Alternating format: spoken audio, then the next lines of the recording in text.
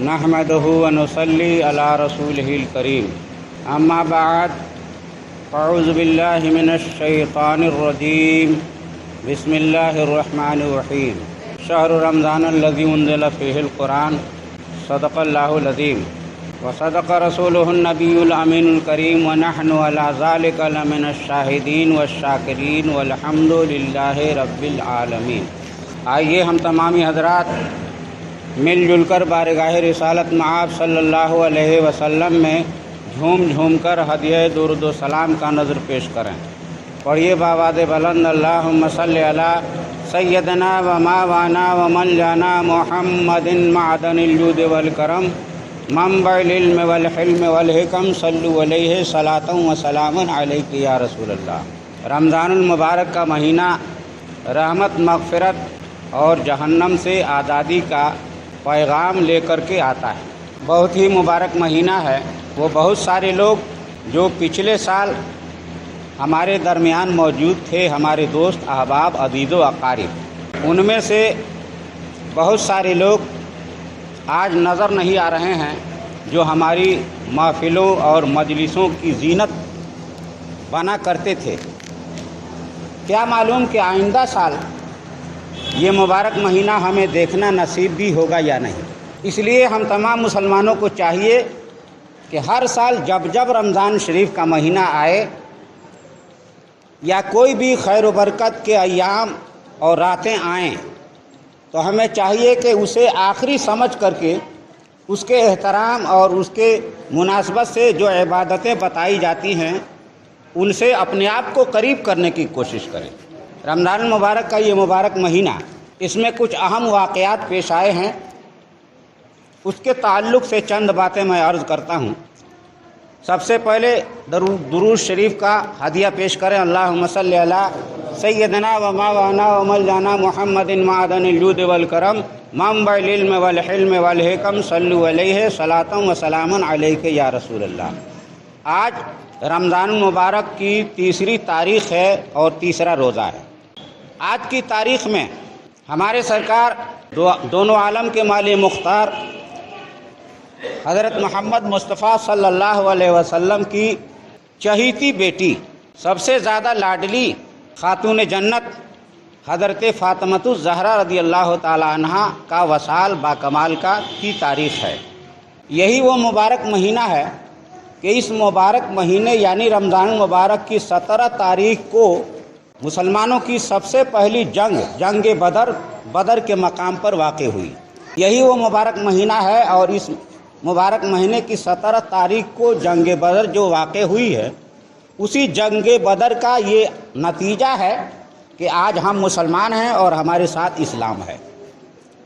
हम इस्लाम और मुसलमान हैं, ईमान के साथ जी रहे हैं और आज हम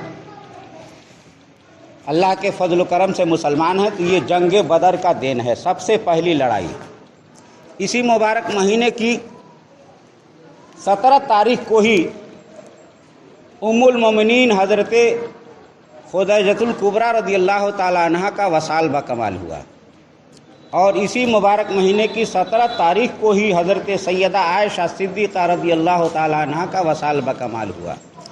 इसी मुबारक महीने की 21 तारीख़ को हज़रत अली करमुल्लाह वजुल करीम शर्फ़ शहादत से नवाजे गए।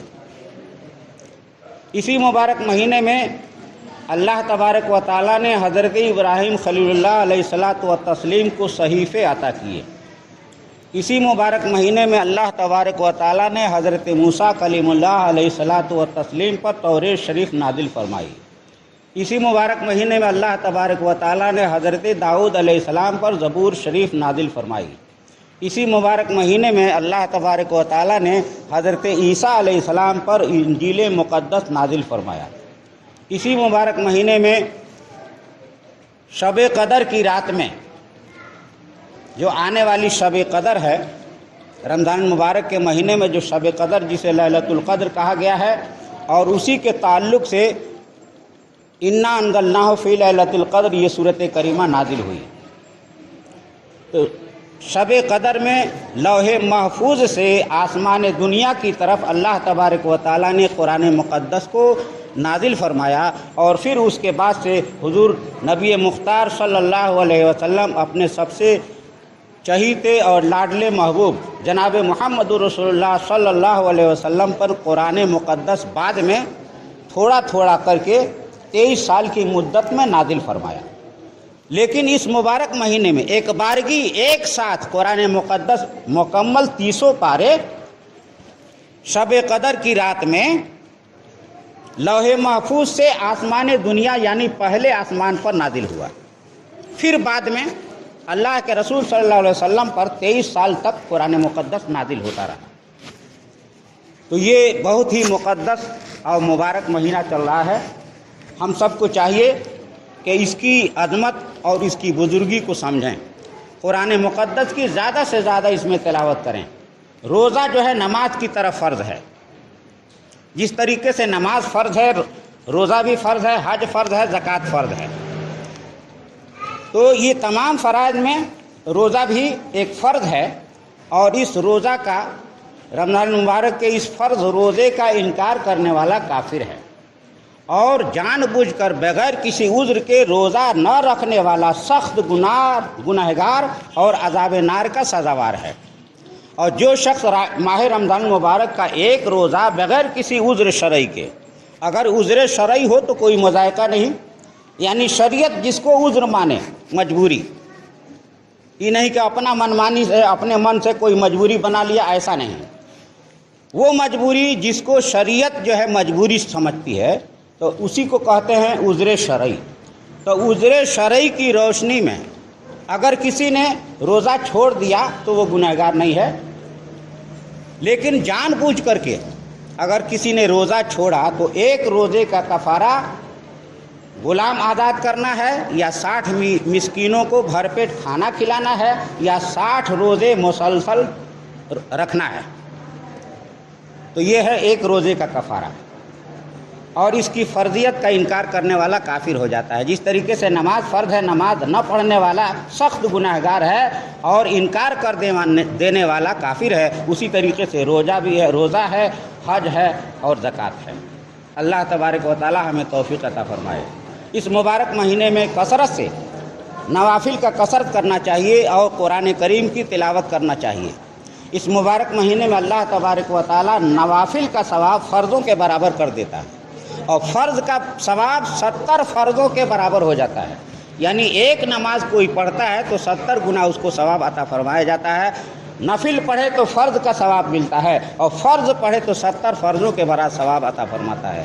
اللہ تبارک و تعالیٰ اس مبارک مہینے میں رحمت کے دروازے کھول دیتا ہے، آسمان کے دروازے کھل جاتے ہیں، اور رحمت و نور کی چھما چھم بارشیں ہونے لگتی ہیں، اور جنت کے دروازے بھی کھول دیتا ہے، جہنم کے دروازے بند کر دیے جاتے ہیں، اور بڑے بڑے شیاطین اور جن جو ہے قید کر دیے جاتے ہیں۔ تو اس لیے اس مبارک مہینے کی زیادہ سے زیادہ ہمیں قدر کرنا چاہیے۔ قرآن کریم کی تلاوت سے دل کا زنگ دور ہوتا ہے، ہمارا دل بھی زنگ آلود ہوتا ہے۔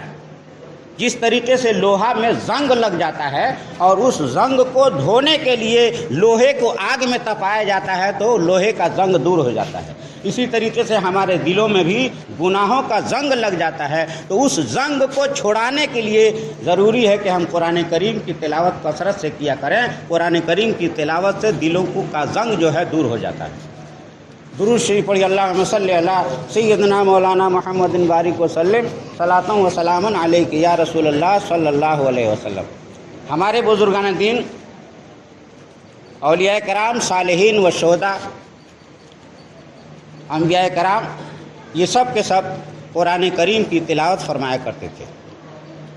اولیاء کرام، صالحین کثرت سے قرآن کریم کی تلاوت فرمایا کرتے تھے۔ چنانچہ ہمارے امام اعظم ابو حنیفہ رحمۃ اللہ علیہ رمضان المبارک کے مہینے میں 61 ختم قرآن کریم کیا کرتے تھے، ایک دن میں، ایک رات میں، اور ایک مہینے کی مکمل تراویح میں۔ اسی طریقے سے حضرت امام شافعی رحمۃ اللہ علیہ 60 مرتبہ رمضان المبارک کے مہینے میں قرآن کریم تلاوت فرمایا کرتے تھے۔ اس لیے ہمیں زیادہ سے زیادہ اس مبارک مہینے کا احترام کرنا ہے، روزے رکھنا ہے، اور بغیر کسی عذر شرعی کے روزہ چھوڑنا نہیں۔ ہاں، اگر عذر شرعی ہو تو آپ روزہ چھوڑ سکتے ہیں، مسافر بھی روزہ چھوڑ سکتا ہے۔ اور جو مقیم ہے وہ بھی عذر شرعی کے ساتھ روزہ چھوڑ سکتا ہے، لیکن بغیر کسی عذر کے روزہ کا چھوڑنا حرام ہے۔ اللہ تبارک و تعالی ہم سب کو توفیق عطا فرمائے اور اسلام و شریعت اور ایمان پر اس دنیا سے اٹھنے کی توفیق عطا فرمائے، آمین ثم آمین بجاہ سید المرسلین صلی اللہ تعالی علیہ وسلم۔ استغفر اللہ ربی من کل ذنب واتوب الیہ۔